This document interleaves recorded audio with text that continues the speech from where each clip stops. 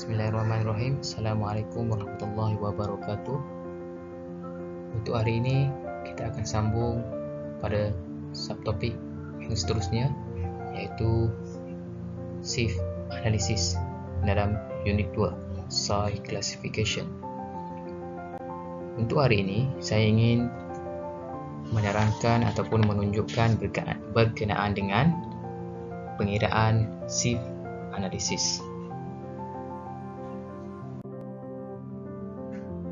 Okey, merujuk kepada contoh 1, diberi tabel 2 SIF Analysis of Soil A, dan di dalam tabel tersebut ada mesh number serta mesh retain on SIF. Soalan ni dia nak suruh kita cari plot the particle size distribution curve using the semi-log graph. Jadi dengan menggunakan semi-log graph, plot the particle size distribution. Okey, step yang pertama bagi contoh yang pertama ini adalah, first awak kena buat table.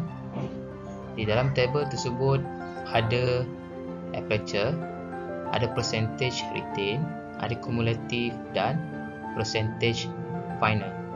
Mula-mula kita kena cari nilai aperture. Apa itu aperture? Aperture adalah, dengan kata lain, adalah particle size. Okey. Untuk mendapatkan nilai particle size, kita kena merujuk kepada tabel 1 muka surat 3 di dalam nota, iaitu ASTM mesh number versus aperture. Jadi untuk mendapatkan nilai tersebut, kita perlu merujuk kepada tabel tersebut. Ini adalah jawapan kepada ataupun nilai kepada tabel 1 di dalam nota tersebut. Seterusnya, kita perlu cari mesh retain, iaitu total mass. Total mass sama dengan jumlah keseluruhan ataupun hasil tambah mesh retain. So akan dapat nilai total mass, iaitu 499.7 jika kita buat hasil tambah pada semua mesh retain. Seterusnya, kita akan cari nilai percentage retain. Percentage retain sama dengan MR bahagi dengan M darab dengan 100. MR adalah mesh retain pada ruangan ataupun kolom sebelah kiri, dan M sama dengan total mass. Okey, iaitu total mass kita adalah 499.7 darab dengan 100. Jadi jawapan untuk ruangan kolom percentage retain untuk mesh nombor 4 sama dengan 14.8 bahagi dengan 499.7. 14.8 adalah MR bahagi dengan total mass darab dengan 100 sama dengan 3.0. Sama juga untuk mesh nombor 10, 98 mesh retain bahagi dengan total mass 499.7 darab dengan 100 sama dengan 19.6. Step yang sama seterusnya untuk row yang seterusnya.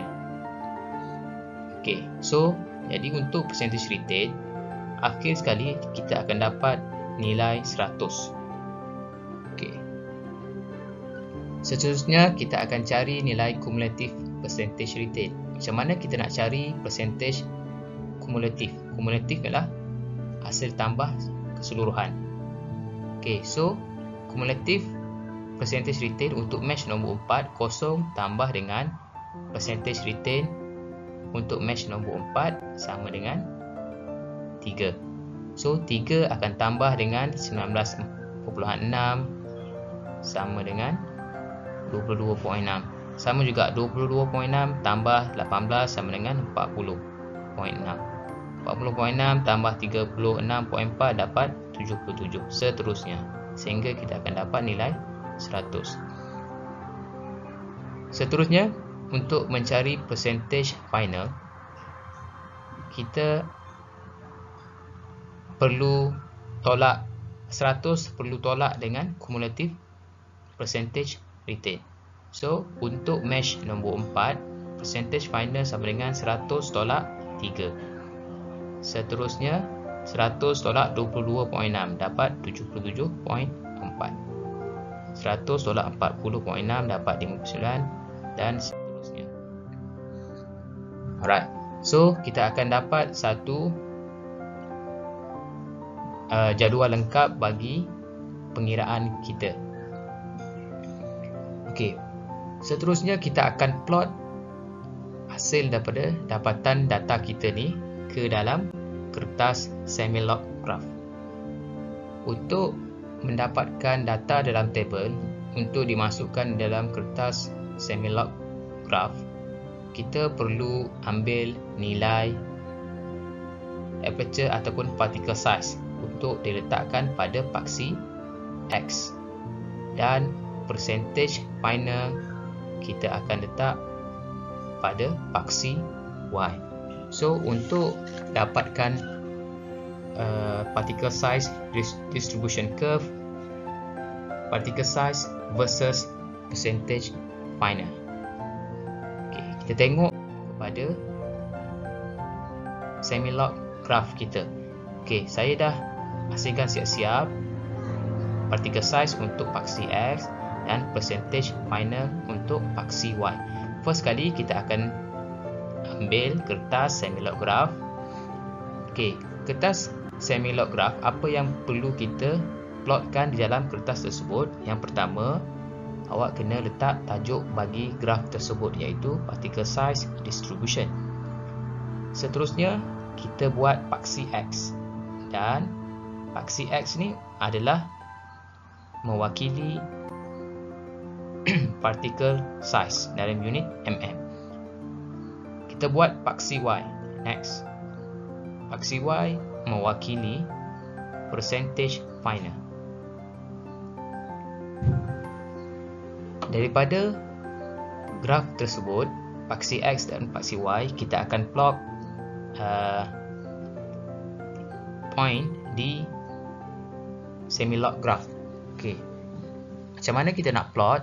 Okey, untuk paksi X, kita akan labelkan dia skala bermula dari 0.01, 0.1, 1 dan 10. Nilai ini diambil daripada, kita perlu tengok kepada particle size, nilai yang paling kecil. Nilai yang paling kecil dan nilai yang paling besar. Nilai yang paling kecil adalah 0.075. So, range 0.075 kita ambil 0.01, serta 10 adalah range bagi 4.75. Kita ambil yang paling besar lah. Alright. Okey, macam mana kita nak plotkan di dalam kertas graf? 97 paksi Y, paksi Y 97, 4.75 pada paksi X, 1, 2, 3, 4, 4.75 agak-agak kat sini, tunjukkan. Kita akan dapat point kat situ. Seterusnya 77.4 pada paksi Y, 77.4 kat sini, dan 2 pada paksi X, 2 kat sini. So kita akan dapat kat sini. Seterusnya 0.85 pada paksi X dan 59.4 pada paksi Y, kita akan dapat kat sini. Seterusnya, okey, bila dah dapat poin-poin tersebut, kita akan buat satu garisan bersambung pada titik-titik berkenaan. Kita akan dapat macam ni. Okey, step yang seterusnya, kita akan cari nilai D10, D30 dan D60. Okey, D10, D30 dan D60 mewakili percentage final. Kita unjurkan bersentuhan dengan garisan yang kita lakarkan, dan kita akan turun ke bawah pada paksi X, dan akan dapat nilai D10, D30 dan D60 tersebut. Okey, macam mana kita nak buat? Untuk D10, kita buat satu garisan, pada percentage final 10, kita unjurkan sentuhan pada garisan ni turun ke bawah dan akan dapat nilai 0.25 untuk D10.